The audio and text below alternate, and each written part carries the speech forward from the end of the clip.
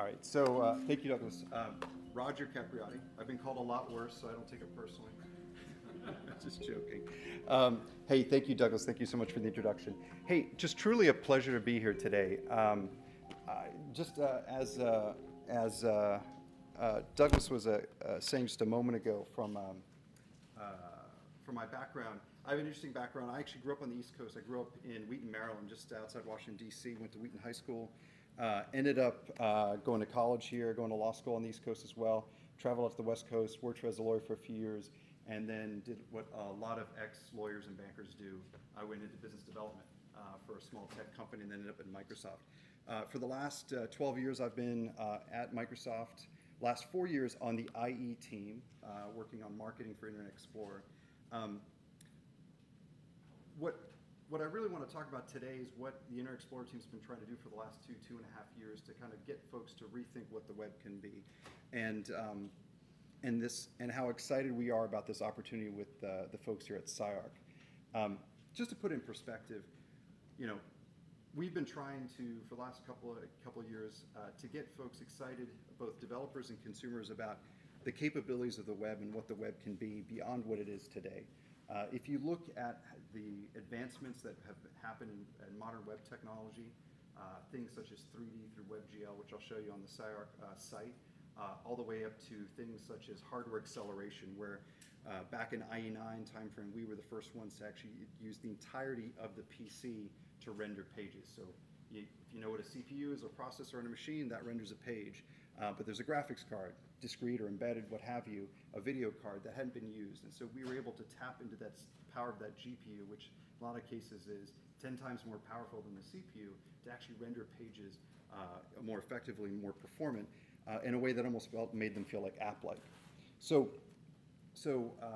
last year, when the CyArk Challenge was launched, folks out of the Microsoft UK office came across the event, got connected with the team at CyArk and said, hey, we're working on some things here from the IE perspective, and I think we could help raise visibility and bring all this rich data and this great cause that Ben Barber and the rest of the folks at CyArk have been working on to the masses, to get even more broadly than they already are.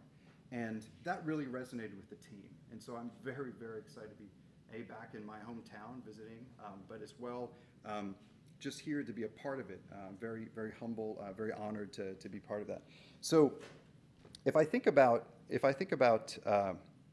what we've done with the site, Mount Rushmore, I was just talking to Douglas just a moment ago because I didn't realize his involvement, and he was telling me about how he'd scaled the presence. Like, Mount Rushmore has a special part in my life. I was telling this to Ben when I talked to him on the phone last week. This is a picture of Mount Rushmore circa 1982. This is another picture, same time frame, that I took. That's my family on the lower right. I'm not in these pictures because I was the 12-year-old taking all the pictures with my dad's Canonette. But that's what we did, right? I'm first-generation American. My family came over from Italy. We would spend our summers, alternate summers, packing up the RV, the camper, and going throughout the great national parks. And then every other summer, I'd go over in Italy. And so, just to prove to you that I was actually there, that's me, my lovely socks and shorts on the right at the Badlands. I couldn't find a sign that said Mount Rushmore. It's about 60 miles away. It's close enough. There's the camper in the back. I thought it was huge. It's probably smaller than most SUVs today. So, but this meant a lot to me. And when I was talking to the CyArk team, I said, look, I had this opportunity growing up. I got to go to these places. I haven't been there recently. I feel like I have now been on the website. But I was very excited to figure out a way to help CyArk get even better experiences for the consumers who want to go up to these sites and enjoy them. And at the same time, for folks who aren't able to go, and continue to preserve them going forward. I mentioned my family immigrated from Italy. This is the Forum in Rome, which is where my family's from. My mom's side of the family is actually from Pisa.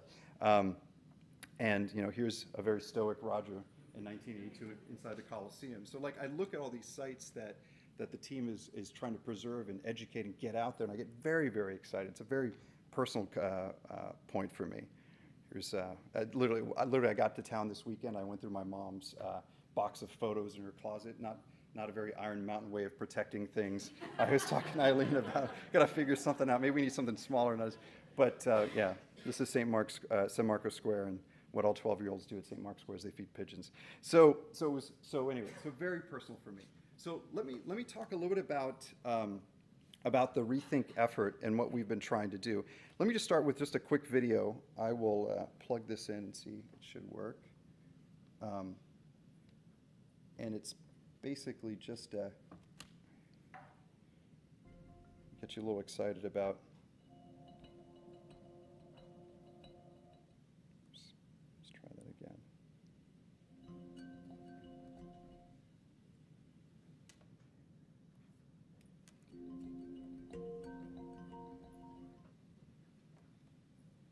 Imagine the web. What if Internet Explorer could show you a web that did things you didn't think were possible? A web so beautiful that it's transformative.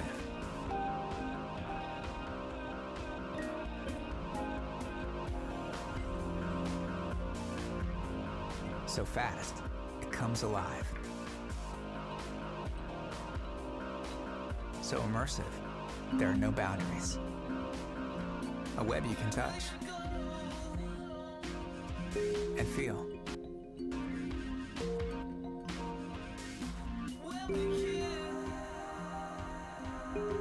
A web that takes what you know in the real world and brings it to life.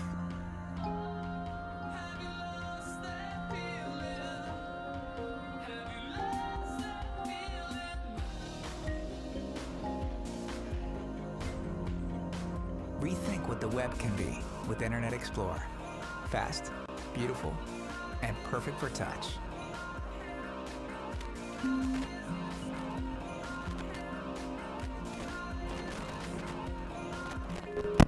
So what we had done with these experiences over the last couple of years was we were trying to get folks to kind of rethink what the web can be. And we'd spent a lot of time and investment on the IE side of the house around things like performance, support for modern web standards, and last but not least, touch.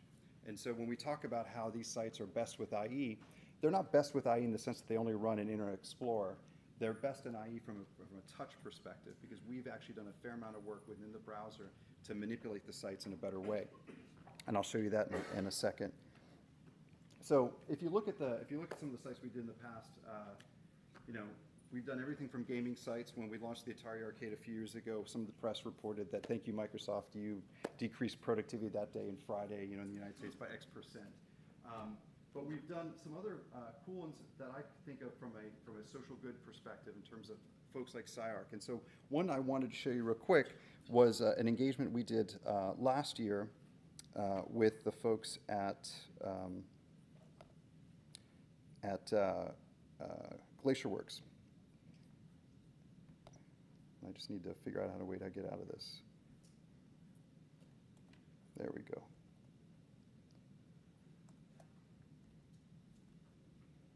I've got about 1,000 tabs open in my browser. This is just an example of what we did last year. So Glacier Works is a nonprofit founded by a gentleman by the name of David Brashears, award-winning cinematographer, a videographer, photographer, who had captured some very high-res photos of Everest in the Himalayas region. Glacier Works and David were interested in trying to figure out a way to get more knowledge out in the world of the effect of glacial warming that was happening in the Himalayas, about the melt of the glaciers. Folks think of Mount Everest as a big mountain. He said there's more than just Everest in that region. There's the valleys that go along with it. So this was our kind of first foray into WebGL. WebGL is an open standard that allows you to build rich 3D images within a browser. And when you look at an experience like this, often folks think, I don't think this is a browser. It almost feels like an application because this type of functionality is reserved for applications, intensive applications or even browsers with plugins. But this is a technology that doesn't require an application, or does it require any type of plugins. This was a photo that Brashears published a few years ago, and we took it and using some cool technology like photosynth, some of the Bing Panorama, and some other stuff to basically render it in the browser. This is actually the stitching of, I think, something in excess of 8,000 photos that David took over the period of time. And so from a touch perspective, just to show you some of the things that we did, that was my attempt to do a little loop. We can manipulate these pages and kind of zoom in to the level of clarity that you see in these photos. And if I can find the folks on this, and you'll see the photo will, it's a huge photo, so it's loading into the browser as you see it. You can actually find, you can see the tents there in the center, and you can actually go and take a look at a hotspot, as we call it, and see the base camp, or Camp 3, I think it was. Or not. Let's try that again. There we go. So we did this last year. Very excited about it. The things that CyArk does are of a whole nother magnitude. And I say that simply because it was funny this morning, someone was saying, well, hey, with the car and the HERE technology, I think it was Liz was saying this, we're only accurate to a centimeter, as if like that's something to be ashamed of, right? You guys are accurate to a millimeter, a couple of millimeters in this 3D imagery. When we did this last year, we thought this was freaking awesome because we had all this level of detail that you hadn't seen from Everest's perspective. When I look at the CyArk site, I'm doubly excited because now we've taken like true 3D models built on real 3D data. That WebGL model that you saw before of Everest was based off of photos. It wasn't based off of 3D laser scans, of course. So with that, let me flip over to the site, and I don't know, show of hands, who's taking a look at the site? We launched it early this morning, I think like 1 or 2 in the morning. Yes, I know Steve has seen it. He worked on it with the folks at CyArk. You don't get points for that. So this is the new landing page, the new home page for the site. First thing you'll notice is you see these kind of engaging, moving videos. These are HTML5 videos. Again, no plugins, no need for Flash or anything like that. And there's a few panels here, and we're cycling through some of the more recent models that have been put together. So a great way to kind of engage and get folks excited about exploring these pieces in 3D. Now I'll just cycle through the tabs because it's easier because I opened them before. Here is the About page, and so this is, for me, the way I understand the great work from a technical perspective that CyArk does. But right now, what I'm doing is I'm not using the mouse. I'm actually using my finger on this touch screen. I'm using a Surface Pro 3. And I can sit here and I can kind of scroll down and learn a little bit about what CyArk does in a really beautiful and visually appealing way. And as I scroll down, you'll see the screen starts to show in terms of how the lasers are detecting more points, and then take that data, start putting them in point clouds, building models. And so a user, from an education perspective, can understand kind of in a simple and pretty way how they get to the finished product of the models that you see on the other pages. Now, off the main page, you can also go to the projects, and I think right now you all are sitting at over 130 that you've cataloged. Obviously, not all of those are 3D today. I think we have about 10 of them available today. But this is the general projects view. You can take a look at all the things that CyArk has done. And you can filter here by culture or country, as you see, or themes. I can, if I want, I can start going by time, for example. So if I hit this little timeline up top, things should start disappearing. For example, like the Washington Monument should disappear because it wasn't built 250 years ago. The blimp probably wasn't there either, so we'll figure that out. But you can basically slide the slider and take a look at the different times for the different pieces. I can also do a geo view. So if I go to the map, I can go to places near and dear to my heart. So I can sit here, and if I tap here, I'll show some places in Italy. If I come over here, I'll see places, I believe, 4 is the Washington Monument, which we were talking about today. So a great, rich, engaging way to experience the CyArk, great efforts from the CyArk team. And again, in a way that a lot of times folks think of this as reserved from an app. Like particularly when you're using a touch device like this, you think of this as something that might look like an application, but as you can see, it's sitting in a browser frame. Let's take a look at some of the models. So for many of these projects, I can jump into the models. Let's go to Rushmore, since we were talking about Rushmore first. One of the ones that obviously was very exciting to me. So here I can manipulate this. I can manipulate this.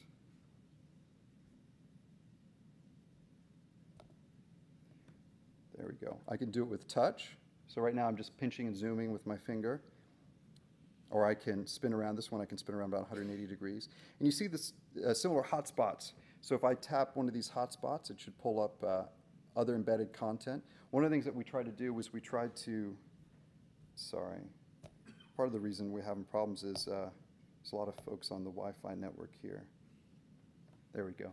So it's a little slower to load. But you'll see here, for example, imagery that's up on the CyArk site, so a user can basically kind of explore as they want, look at the model itself, or hit different touch hotspots. There's information they can tap about the different, this is a guide that basically goes through all the hotspots. This is what I was trying to hit before.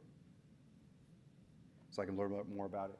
Now, a couple things to think about on the site. So I'm kind of mixed moding here. I've got something that looks like a desktop browser. I'm touching the screen. I'm using the trackpad on this thing. One of the reasons that you can do this is there's a technology that Microsoft's been working on called pointer events. And so if you're a developer, today you might write a website because you work in Chrome, so you know it'll work in Chrome, or you might write a website in IE and you know it'll work in IE and Firefox. We are very intent on getting folks, developers, to build sites that work across browsers. And the way you build a site across browser is you use modern standards like HTML5, and you code to those specifications as opposed to coding to specification of a particular browser. You run into some problems. iOS Safari behaves differently than Chrome on the desktop or IE on the desktop. And so you get developers that get stuck in this problem where they're trying to build sites that run on an iPhone, but also at the same time run on a PC. And very different form factors from a size perspective, but also in terms of an input. One's touch and one might use a traditional mouse and keyboard.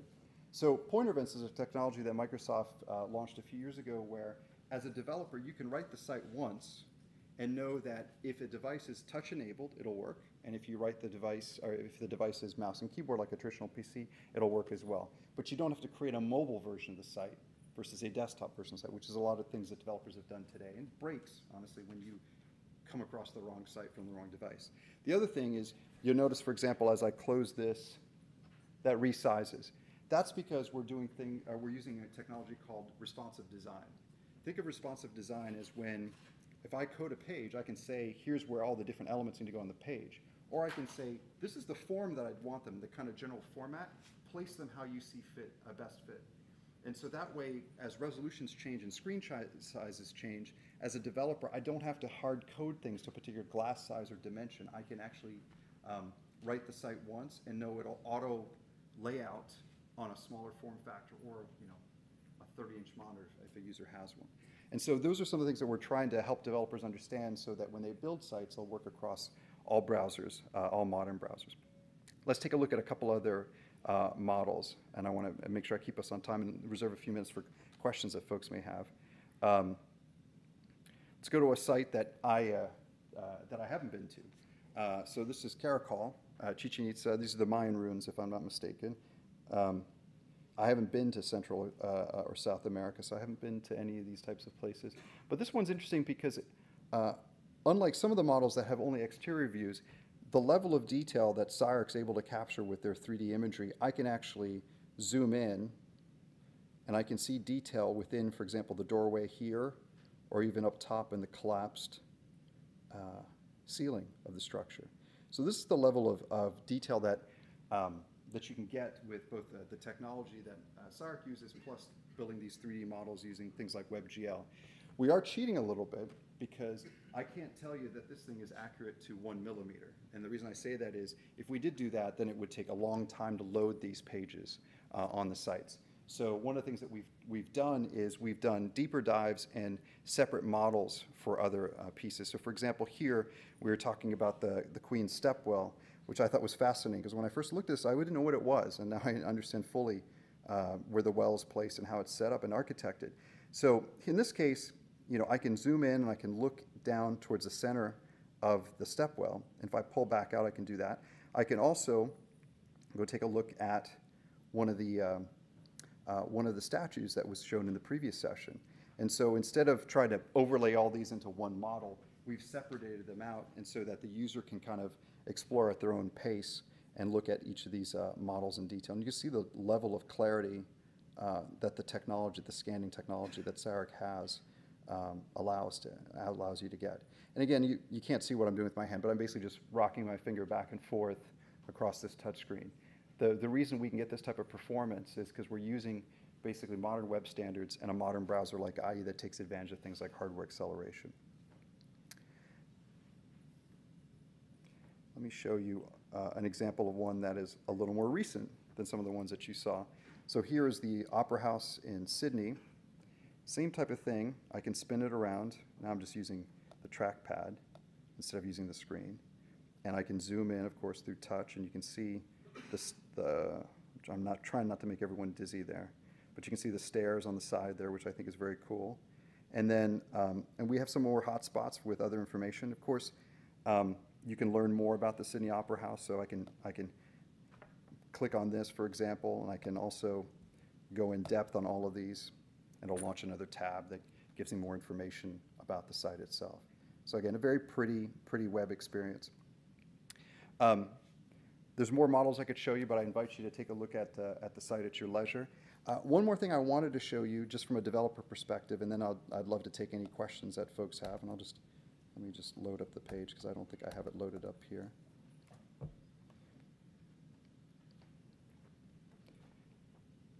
So this is Modern IE. This is a developer site that we built about a year and a half ago. We've had over 6 million visitors, web developers, come up to the site since we built it.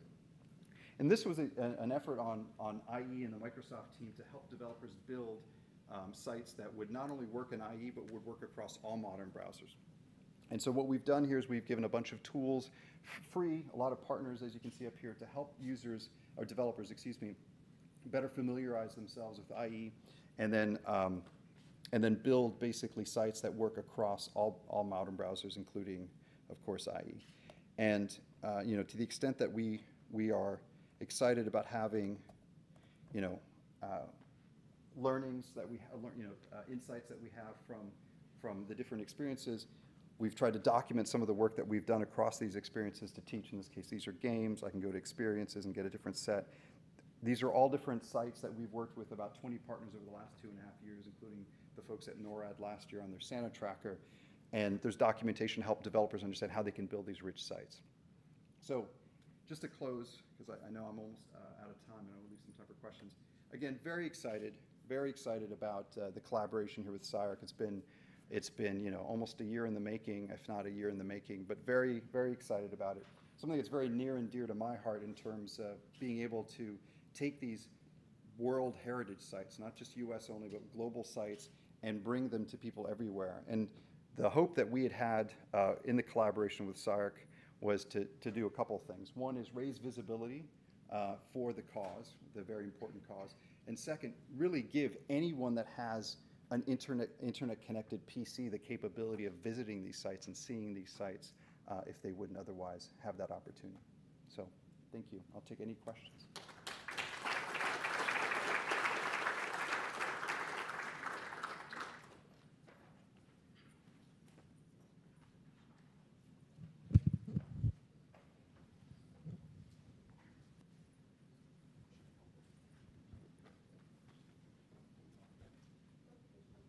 Oh, sorry, I didn't see the lights.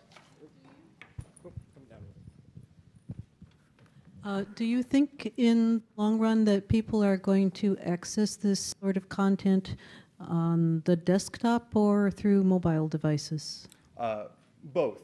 It's interesting. There's public data available that shows internet browsing today is still heavier on desktop, depending on what you look at. It's anywhere from 85% to 60% of the world's traffic is still coming from desktop, even though everyone has a phone, obviously. I think over time, more and more people, those percentages will get skewed towards mobile. When we build these sites, we build them in a way so that they will work across mobile sites. Sometimes we have to have a lighter weight version of the site, and what I mean by that is through things like adaptive design, we will have a lightweight version of the site because you can't spin a 3D model necessarily on something as a phone. But over time, I think more and more of these sites will be accessed over mobile, and I think over time those mobile devices will also become much more powerful and be able to capable of taking some of these sites as well. So this is PC only? So what happens on Macs or iPads? This site works across any modern browser. So for example, on Mac, you can run out there. What is that? Is that an iPad? So two things. On a Mac OS, you can run Safari. It'll run fine in Safari. You can install Chrome, another browser, Mozilla, and so forth. On iOS Safari, I don't know if it has WebGL turned on by default. So there may be some of the 3D models that don't render right on that, but you actually can turn on. But in general, when we build these sites, we build them to work across any browser platform.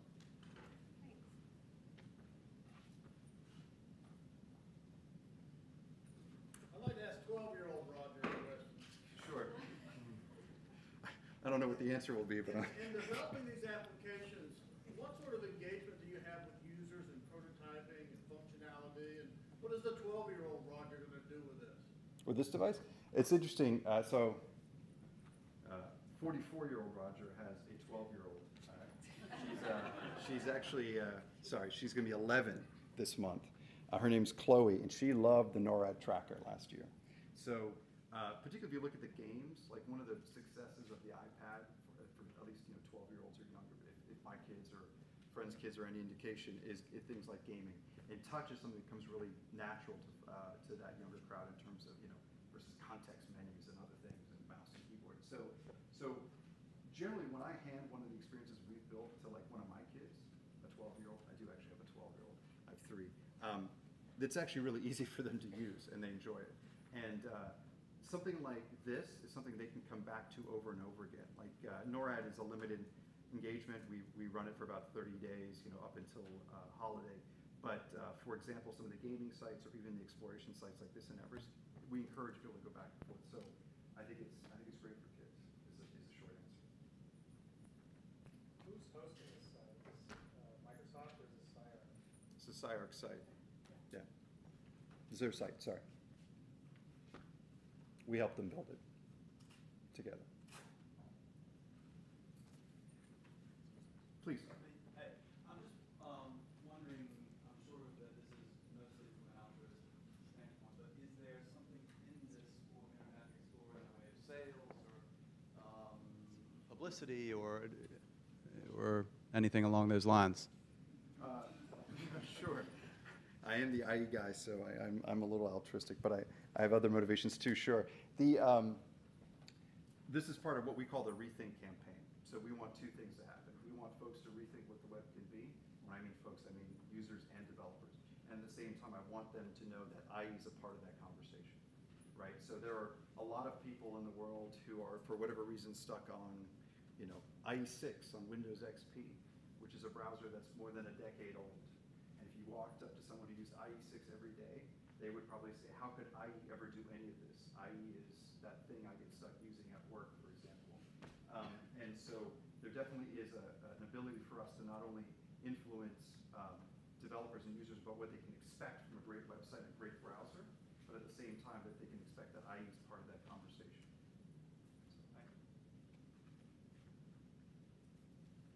So, thank you. One more question? Sure. Is the website custom-made? Like the models, the models were laser scanning and you have downgraded them into less detail?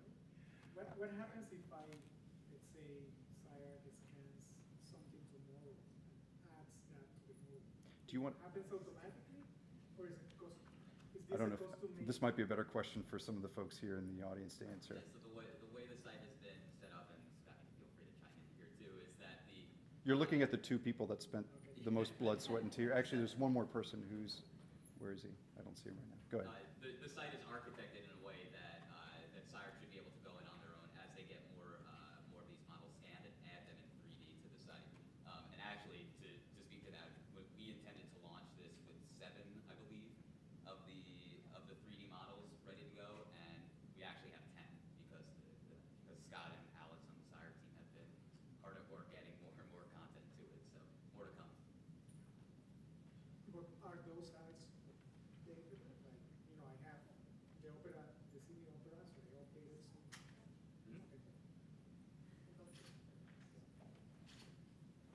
Okay, good question. Okay. Awesome. Thank you. Thank you very much. Thank you.